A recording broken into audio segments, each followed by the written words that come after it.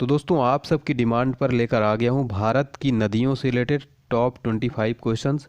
दोस्तों ये एक ऐसा टॉपिक है जो कि प्रत्येक कॉम्पिटिटिव एग्जाम से में इस टॉपिक से 2 से 3 क्वेश्चन श्योर बनता है, पक्का पूछ लिया जाता है।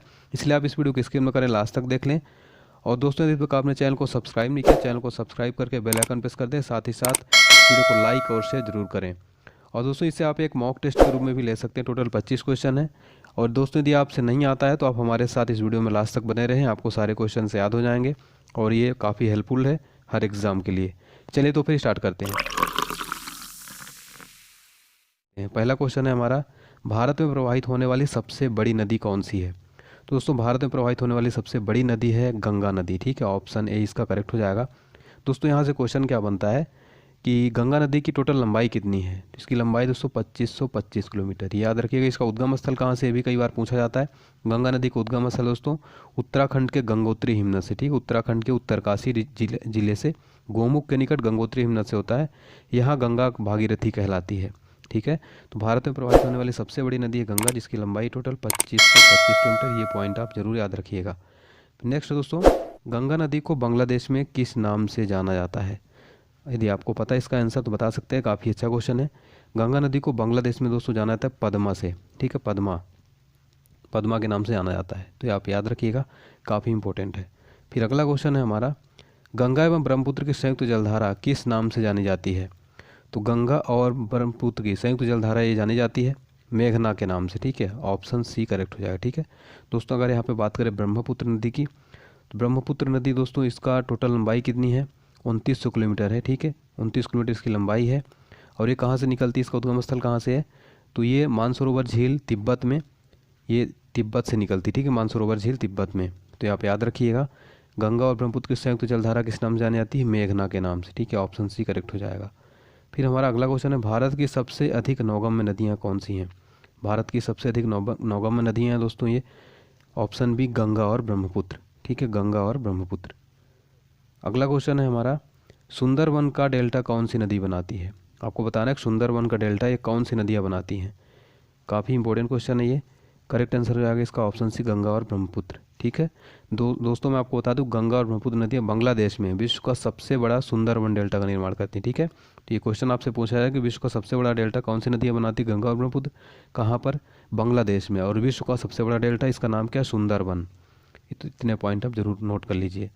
फिर हमारा अगला क्वेश्चन है, गंगा और ब्रह्मपुत्र नदियों का उद्गम स्थान क्रमशः कहाँ है? तो दोस्तों मैं आपको पहले भी बता चुका हूँ, इसका आंसर आपको पता है तो आप ज़रूर बताएं।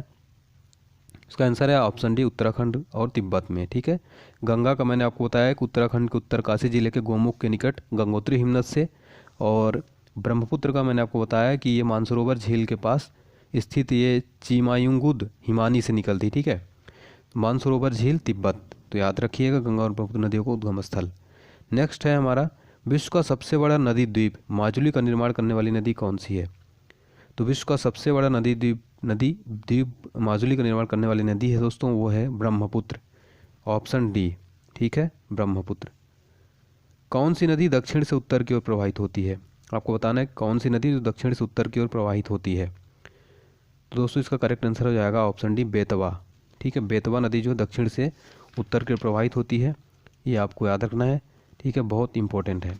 चलिए अगला क्वेश्चन देखते हैं दोस्तों, निम्न में से किस नदी को बिहार का शोक कहा जाता है? इनमें से किस नदी को बिहार का शोक कहा जाता है? तो दोस्तों बिहार का शोक ये कहा जाता है कोसी नदी को। ठीक है, ऑप्शन बी करेक्ट हो जाएगा, कोसी नदी। ठीक है, चलिए अगला क्वेश्चन देख लेते हैं, कौन सी नदी बंगाल का शोक कहलाती है? ये क्वेश्चन काफ़ी सिंपल है और बार बार पूछा जाता है।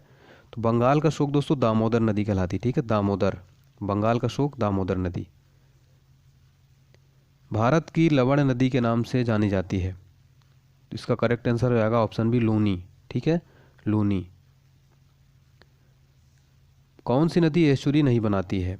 इनमें से कौन सी नदी है जो एस्चुरी नहीं बनाती है? दोस्तों महानदी जो है एस्चुरी नहीं बनाती। ठीक है, एस्चुरी नहीं बनाती है महानदी। फिर हमारा अगला क्वेश्चन है, कौन सी नदी अपने मुहाने पर डेल्टा का निर्माण नहीं करती है? कौन सी नदी जो अपने मुहाने पर डेल्टा का निर्माण नहीं करती है? जो ताप्ती नदी दोस्तों अपने मुहाने पर डेल्टा का निर्माण नहीं करती है। ताप्ती नदी दोस्तों मध्य प्रदेश के बैतूल जिले से इसका उद्गम स्थल है। ठीक है, और इसकी लंबाई कितनी है? 724 किलोमीटर। ताप्ती नदी की लंबाई कितनी, 724 किलोमीटर। एमपी में बैतूल से ये निकलती है, ठीक है, ये आप याद रखिएगा। शिप्रा नदी किसकी सहायक नदी है? शिप्रा नदी किसकी सहायक नदी है? चंबल नदी की सहायक नदी, ठीक है। शिप्रा नदी किसकी सहायक नदी है? चंबल नदी की। तो ये भी आपको याद रखना है। फिर हमारा अगला क्वेश्चन है, कौन सी नदी रिफ्ट घाटी से होकर बहती है? कौन सी नदी है जो रिफ्ट घाटी से होकर बहती है, रिफ्ट वैली से होकर? करेक्ट आंसर हो जाएगा दोस्तों ऑप्शन बी, ताप्ती, ठीक है, ताप्ती। फिर हमारा अगला क्वेश्चन है दोस्तों, दक्षिण भारत की नदी में सबसे लंबी नदी कौन सी है? दक्षिण भारत की सबसे लंबी नदी है गोदावरी, ठीक है, गोदावरी, जिसको वृद्ध गंगा कहा जाता है। दोस्तों ये नासिक महाराष्ट्र में दक्षिण पश्चिम में त्र्यंबक गांव के एक पहाड़ी से इसका उद्गम स्थल है, ठीक है। नासिक महाराष्ट्र में त्र्यंबक गांव की पहाड़ी में इसकी लंबाई कितनी है, याद रखिएगा, 1465 किलोमीटर है गोदावरी नदी की लंबाई, ठीक है।